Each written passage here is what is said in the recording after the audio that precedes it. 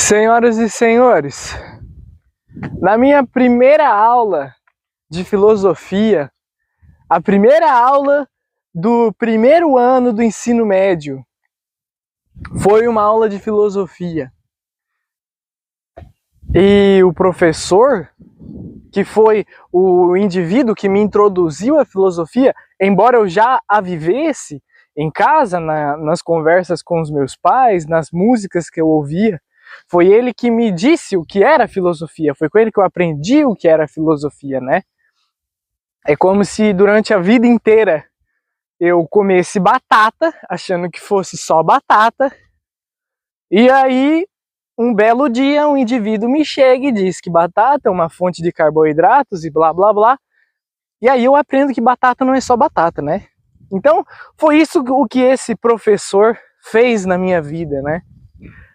E nessa primeira aula de filosofia com ele foi um verdadeiro martelo de Nietzsche, né? Assim como todo bom filósofo deveria ser, né?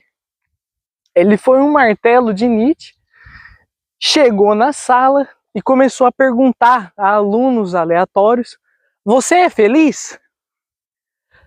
E muitos diziam: sim, sou feliz. E perguntavam por quê? Ele perguntava, né? Por quê? E muitos não sabiam responder. Até que um pilantrinha, um colega de sala, respondeu. Ele disse: bom, professor, eu sou feliz porque eu tenho uma família que me ama muito, eu amo ela, e é por isso que eu sou feliz. E todo mundo: caramba, isso foi uma boa resposta, né? Só que aí o professor, como já estava preparado para aquela situação, disse: a sua família vai morrer um dia. Provavelmente, pela lei natural das coisas, vão morrer primeiro do que você. E quando eles morrerem, para onde é que vai a sua felicidade?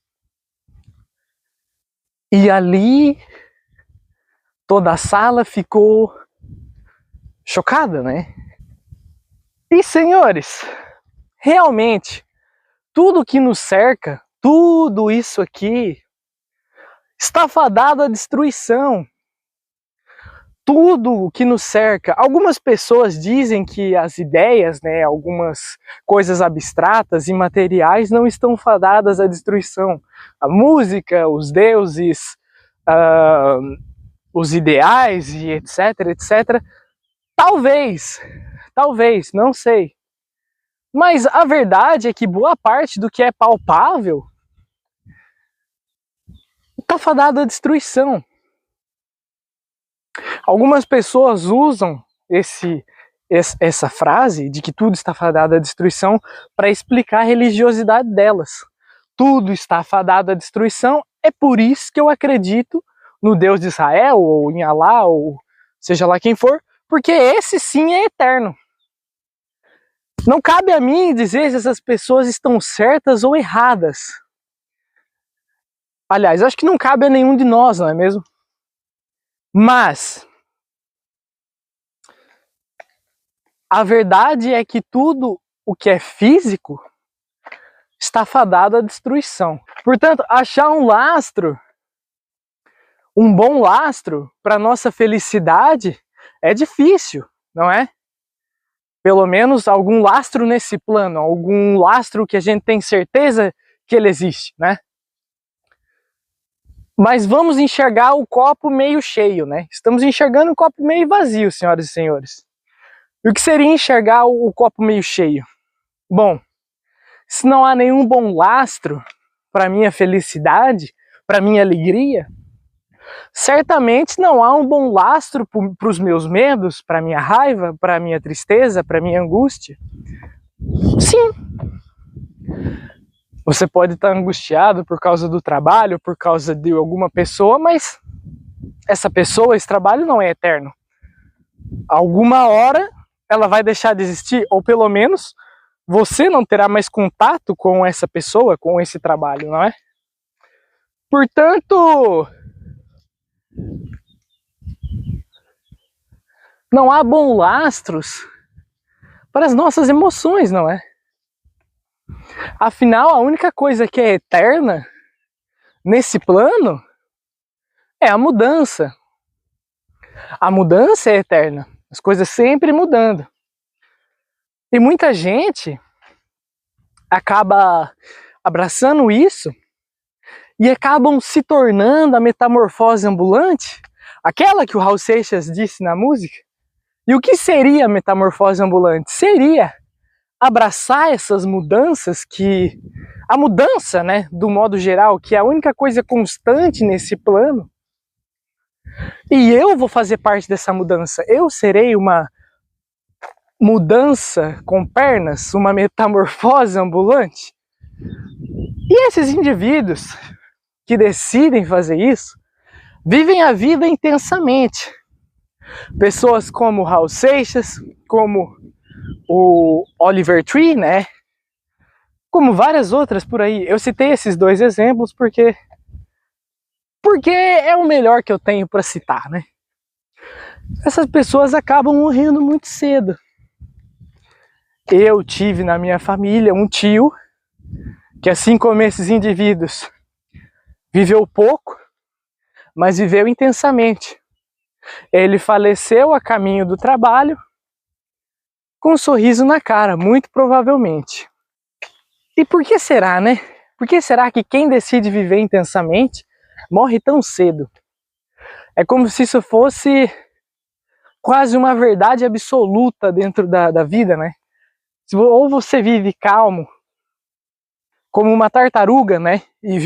E assim como uma tartaruga você vive 150 anos, ou você é igual, sei lá, um coelho, vive maluquíssimo e morre mais cedo, né? Portanto, eu te pergunto, você é feliz? Você é triste? Você está alegre? Você está triste? Se você responder sim ou não, me diz o porquê. E a razão para esse sentimento, seja bom ou seja ruim, você vai analisar se ela é eterna ou não. Portanto,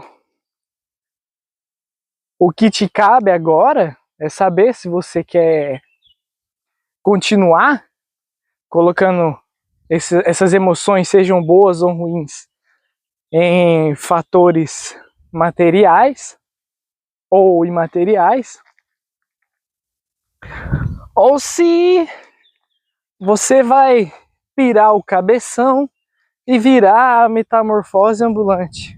Mas se você virar a metamorfose ambulante, saiba que você viverá menos, muito provavelmente, né? Muito provavelmente.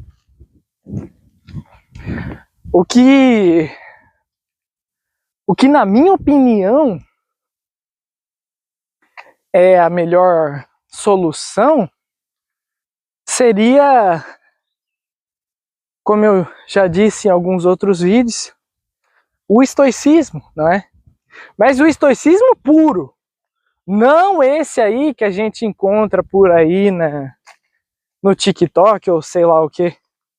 O estoicismo de Epíteto, de Zenão, né? Aquele estoicismo que é filho do cinismo, né? Aquele sim, eu acho que seria uma boa opção. Você aceitar que o mundo é caótico, tentar abraçar tudo aquilo que, de certa forma, consegue estar sob o seu controle, e o resto você deixa queimar. Eu acho que é uma boa solução. Há quem não consiga, né? Há quem realmente não se encaixe no estoicismo. Para quem não se encaixa no estoicismo, eu sugiro... Eu não sugiro isso. Eu ouço vários pensadores falando isso, né? Isso não é um pensamento meu, mas muitos pensadores dizem para quem não se encaixa no estoicismo abraçar o epicurismo. Mas o epicurismo puro, não esse mal interpretado que diz que nós devemos ser hedonistas e não sei o quê. Não, é bem isso o epicurismo. Epicuro diz que devemos ser hedonistas mas não abraçar os prazeres que podem causar uma dor em seguida, mas abraçar os prazeres que de fato serão um prazer genuíno e que não vai trazer uma dor maior depois, né? Isso também é uma boa solução. Há também aqueles indivíduos que decidem se prender a si mesmos, né? Como Narciso, por exemplo, como Dorian Gray, como Lúcifer. E não que isso seja errado ou que seja certo, né? Eu não sei se é certo ou errado, mas eu acho que há um limiar aí, não é? Afinal, a autoconfiança ou autoestima, isso é muito importante, né? Eu entender o meu valor. Porém, eu tenho que tomar cuidado com a vaidade, com a soberba, com a arrogância. Né? Por isso, não podemos dizer se é certo ou errado também esse tipo de pessoa que, como o mundo não é constante, né? Como a única coisa eterna é a mudança, eu vou me prender só a mim mesmo. Há um limite do sadio dentro disso, né? Mas é isso, né, meus amigos? Eu não tenho mais muito o que falar aqui, já enrolei muito. Esse vídeo talvez seja uma homenagem aí a todos que viveram a vida intensamente, não só o Oliver Tree e ao Raul Seixas, né? Mas a muitos outros aí, não só artistas, provavelmente tem alguém na sua família, assim como eu tive, que viveu a vida intensamente e morreu jovem.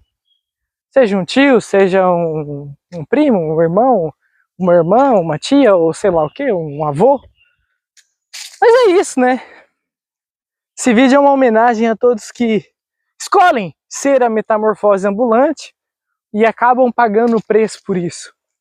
Porque tudo isso tem um preço, mesmo o epicurismo, mesmo o estoicismo, mesmo tudo isso aí vai ter um preço a se pagar.